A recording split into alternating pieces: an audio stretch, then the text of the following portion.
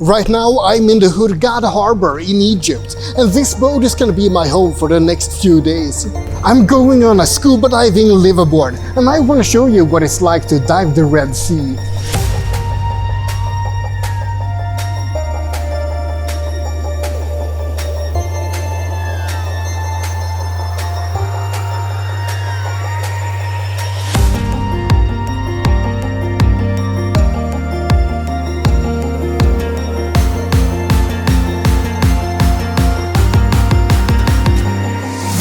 Right now we're in Hurghada, not too far away from Luxor, but soon we'll take off and travel off into the Red Sea. A liveaboard boat is basically what it sounds like. You sleep on board and your days are filled with diving, eating, sunbathing and relaxing in general. This boat is called Amelie and she will take me on a best of Hurghada trip. There are many other routes you can take. To the north you can see awesome wrecks at the Straits of Tiran, close to Sharm el-Sheikh. And if you go south, you can see lots of sharks and other pelagic fish at the Brothers and St. John dive spots. But I wanted a shorter trip this time, so a 4-day best of Hurghada is gonna be perfect for me. I hope. Anyway, let me show you around on the boat.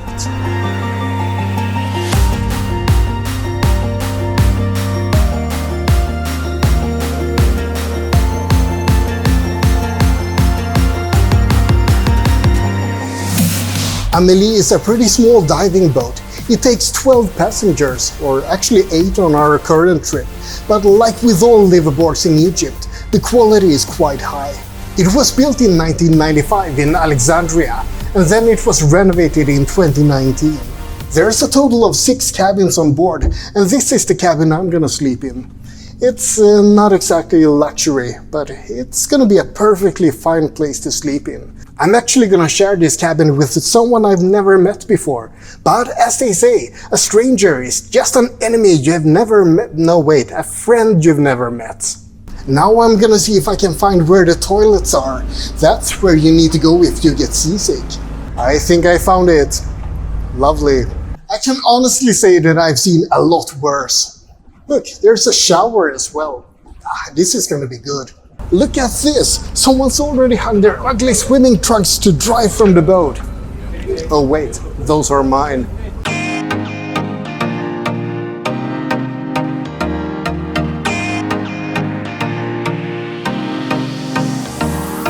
All the meals of the trip are served in this fancy dining salon. They use some fancy terms like al fresco dining when they describe the meals, but as far as I know, that just means that you can eat in the open air. Food is often plentiful and good on these trips, so I'm probably gonna have to swim quite a bit to not gain several pounds during this trip.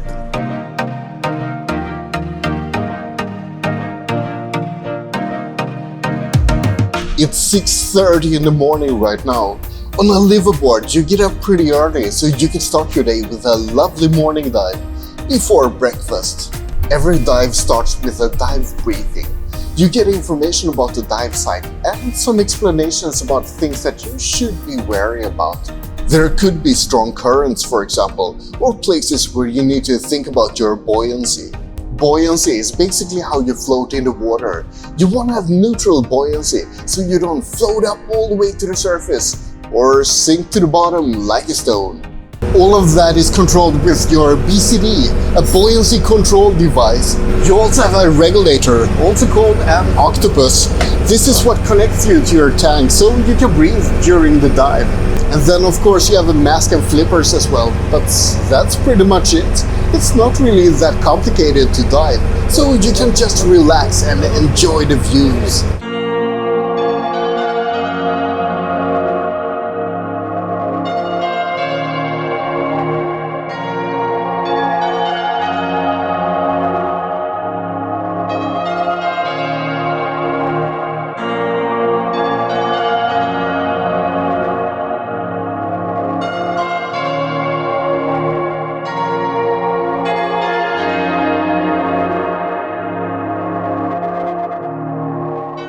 We just saw dolphins! Woohoo!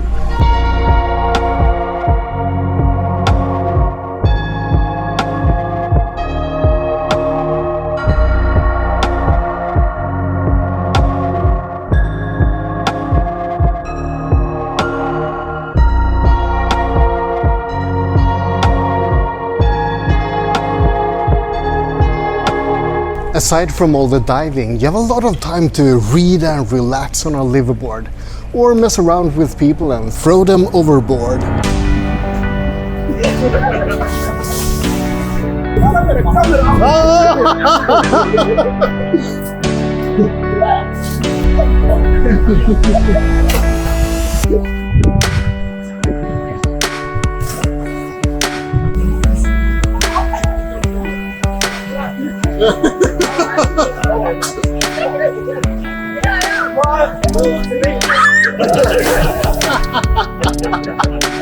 You can also enjoy a cold beer in the evenings, maybe play a game with new friends, and lose horribly because you don't know the rules. I might be talking from experience. Or brag and exaggerate about your diving adventures and travels with other divers you meet on board. Exchanging stories is half the fun of meeting other travelers, and it's especially true for scuba divers, who seem to be a bit of an odd sort most of the time. And I mean that in the best possible way. What's your worst scuba diving experience ever? Well, my worst scuba diving experience happens to be last night. We left the boat at about 7:30. It was dark. It was nice. We were ready for a night dive. We get in the water, straight away, strong current. We're kicking for our life against this current. It's so strong, you can't even move. I was going through air so quickly. There was lionfish everywhere. You thought you could go to the bottom. No. Team of lionfish swept across the bottom. It was quite a panic, but there was a lot of amazing marine life down there if you stopped paddling for a little bit and took a look. But yeah, I'd probably say that was my worst one. I had a great time yesterday. What's your biggest fear underwater? My biggest fear is when I can't see the bottom and it's endlessly deep beyond you. So when you don't notice there's sharks or big fish, it's scary things. Huh? Did you enjoy the thought of that 90 meters bottom at the last dive? It was a new experience, but I wouldn't say I liked it, but it wasn't that bad. Huh? You have conquered your fear. You're the master of your fears. Probably. Amelie has a bunch of different areas where you can lounge around in the sun and fall asleep so you can burn yourself to a crisp in the blazing sun. I think that's my favorite spot for watching the endless sea and listen to an audiobook while I drink a beer. But right now it's taken by sunbathers. Up at the very top is also a good place for catching some sun, or for sleeping if you want to gaze up at the stars before you close your eyes for the night. It sounds amazing to sleep under the open sky, but it might not be as restful as sleeping in your cabin. It's magical for the first hour or two, and then you might start tossing and turning a bit, because it could be a bit hard on the roof here. Also, the complete silence and darkness can be a bit unsettling for us city dwellers. What do you think have been... Oh, good timing!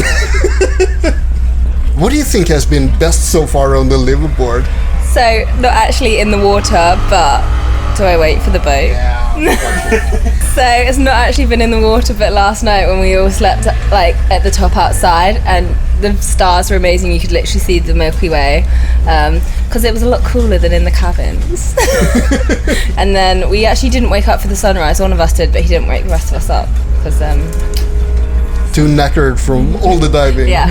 And then yeah, so very nice to wake up to, very nice to fall asleep to, very wholesome.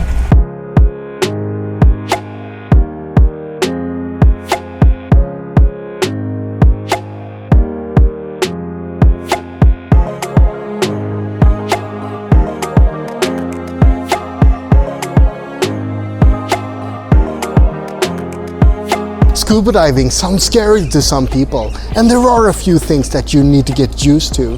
Breathing underwater can be hard at first. Some people panic at the thought of not being able to draw deep breaths, but that's actually never a real problem. It's nothing like breathing through a tube or a straw. You can just relax and breathe normally, like up in the air, except that you have a big chunk of plastic in your mouth. Some people are afraid that it's going to be claustrophobic underwater as well, but I have to say that it's just the opposite. It's a magnificent sense of freedom to just float around and see the ocean spread out in front of you. or, well, the Red Sea in this case. It's a whole new world that opens up in front of you, and it might sound like I'm exaggerating a bit, but in that case it's not by much. I've been diving for quite a few years now, and the first time I dived I got a sense of freedom and awe as I started to explore the underwater world. But make sure you try your first dive in a nice place. I did my first dive in Koh Tao in Thailand.